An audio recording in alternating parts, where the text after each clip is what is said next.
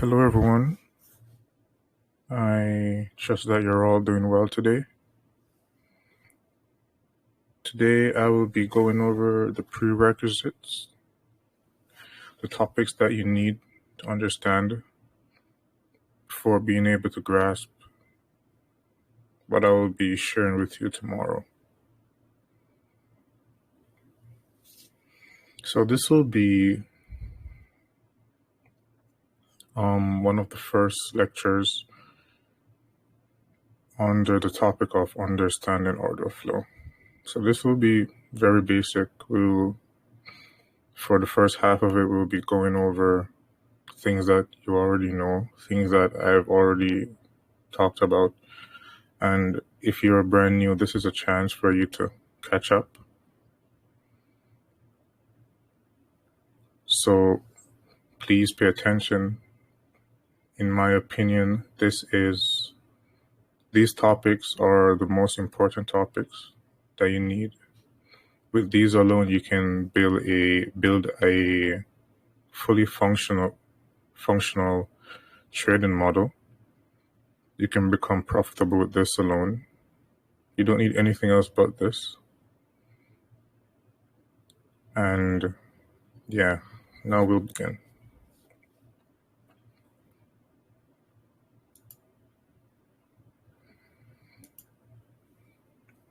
What is needed to gauge order flow? In order to gauge order flow, you need higher time frame levels. More specifically, you need balanced price ranges, fair value gaps, and liquidity pools, right? Which is basically old highs or old lows, either of those.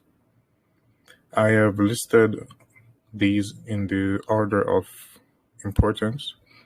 So balanced price ranges will hold price better than fair value gaps, and fair value gaps are better to use than liquidity pools, right? These will serve as the base of your setups, right? So whenever you are going into price action and you want to trade, you need a higher time frame level, either a balanced price range, fair value gap, or an old high or old low. If you're new, you're gonna benefit from this, right? Because I wish that when I just started out, I got this advice that I should just focus on balanced price ranges, fair value gaps, and liquidity pools. I wouldn't be trying to find a setup within a higher time frame order block then, or a higher time frame breaker, or anything like that, right? I'd just be focused on balanced price ranges, fair value gaps, and liquidity pools. And I'll be introducing something new today. I think some of you have been getting close to it. It's stacked through opens, right? So basically it's premium and discount through opens, right? And now I'll give you guys a visual depiction of the higher time frame levels and what to look for. So first, we'll talk about the balanced price ranges, right?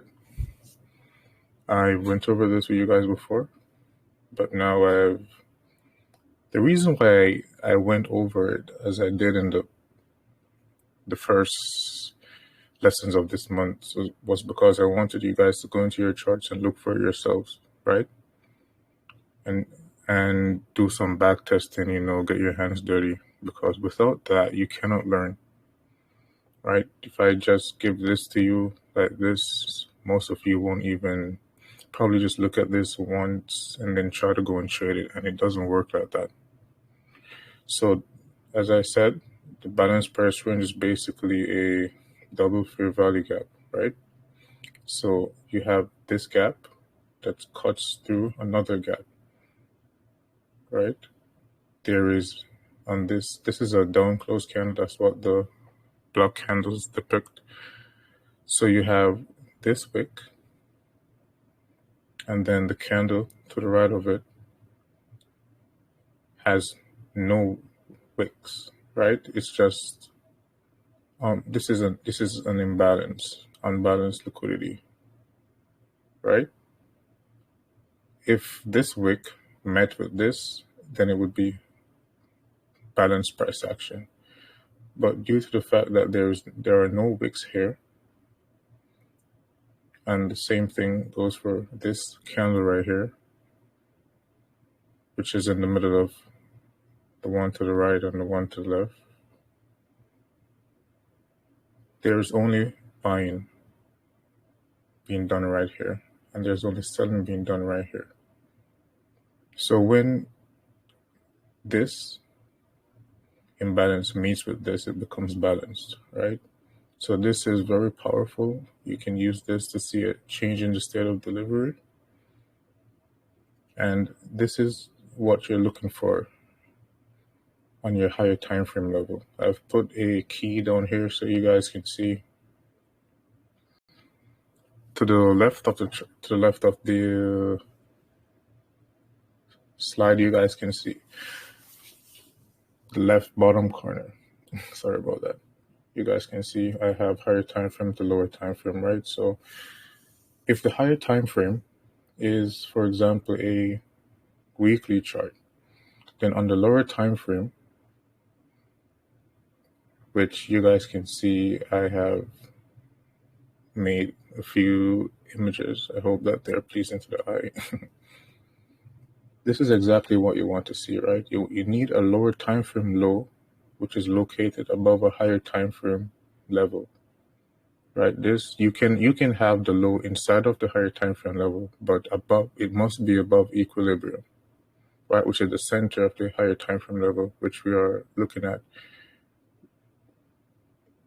in regards to imbalances, right? So price must be above the 50% range of the imbalance for this to actually, be fruitful to you. But the best setups will have the low right above the imbalance or right above the higher time frame level. So you need like a 15-minute low above a 4-hour balanced price range, right? And that will give you a proper setup. The same thing goes for the fair value gap. You need to have a low above the gap, right? That's where you get the best setup, the cleanest setup. That's what's usually in the cleanest price action. So if you're on, you can look at the key again in the bottom left corner of the screen, and you'll see weekly to 4-hour, daily to 1 hour, and so on. If you have a daily chart, you're looking at a daily chart, and you see a daily fair value gap, then you want to annotate that fair value gap. Then you want to drop down to the 1-hour time frame. And then if you see a low form, price drops but retraces and leaves a low above that fair value gap, then you would try to find a setup when price trades below that low, a buy setup, right? So this is what you'll be looking at in regards to gaps. You don't need inverse fair value gaps, too confusing. You don't need those. You need things that you can see, things that are easy to see, right? Balanced price ranges, fair value gaps, very easy to see. Then we have liquidity pools, right? I'll just be talking about sell side liquidity pools, but buy side liquidity pools is just the opposite. So if you have a daily low, you would want to see a 1-hour low above that daily low. I hope that I'm being clear. If I'm not, then I'll probably have to answer a few questions, and that's fine, right? So if we have a daily low you need a 1 hour low. If you have a 4 hour low, you need a 15-minute low above that 4 hour low. When price breaches the lower time frame and then breach the higher time frame, then that's when you will find a setup, right? So in bullish scenarios or bullish markets, you need a lower time frame low to be breached before reacting to your higher time frame liquidity pools. The same thing goes for balanced price ranges and fair value gaps. This diagram probably explains it better than me, which is why I spend so much time doing it.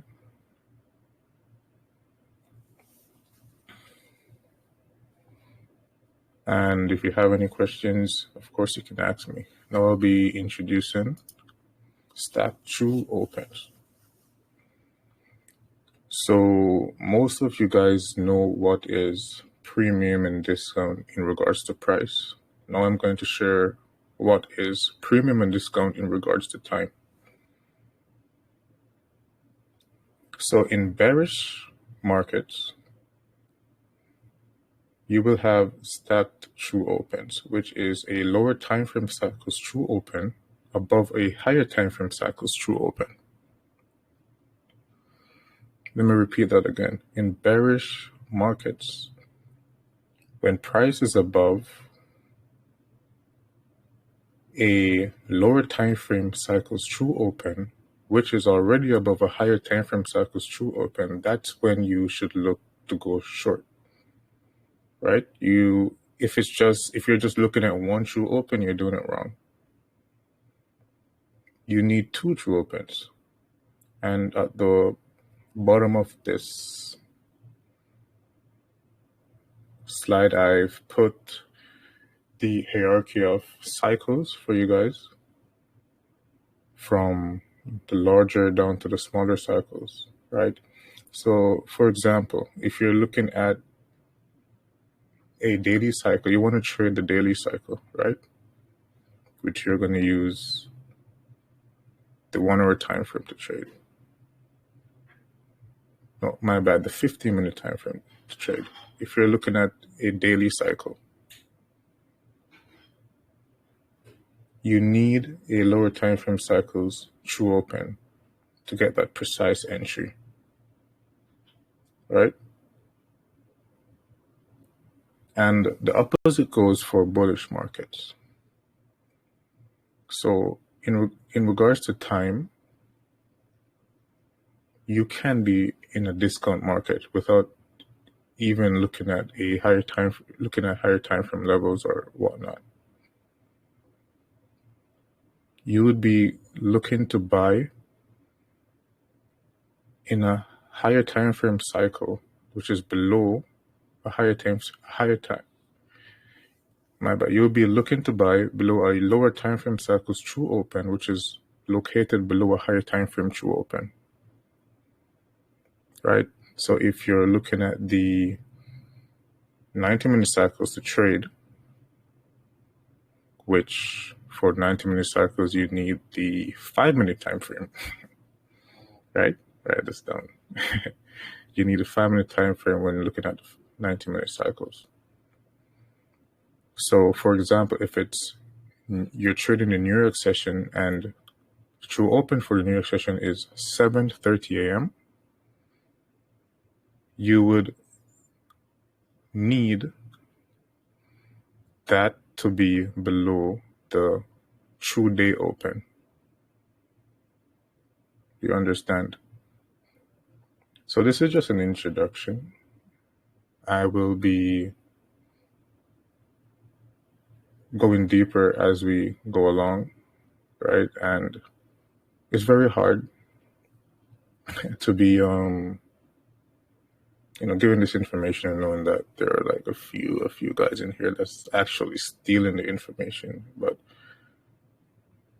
I have fixes for all of you. I deliver the way I deliver on purpose most times. I like when you guys ask me questions because the people that are stealing the information cannot ask me questions. And there are a few, blank spots that are left in between each lesson. But as we go along throughout the year and weed out everyone that needs to be weeded out, we'll be filling all of those. And also, most of those blank spots can be filled just by you going through your charts, just by you backtesting, which is very important. You need to backtest, right? I'm giving you this information and it will make you a better analyst, of course, but you have to make yourself the trader, right? I can help you to know where price will go, teach you how to anticipate market swings and so on. But you need to work on your skills in regards to trading by yourself, right? So you got to go through price action and get acquainted with these things that I'm talking about. You need to build your confidence and work on yourself. And I'll be talking to you guys tomorrow at 6 p.m. I hope that this was insightful. And I hope that you have a wonderful night. Talk to you guys tomorrow.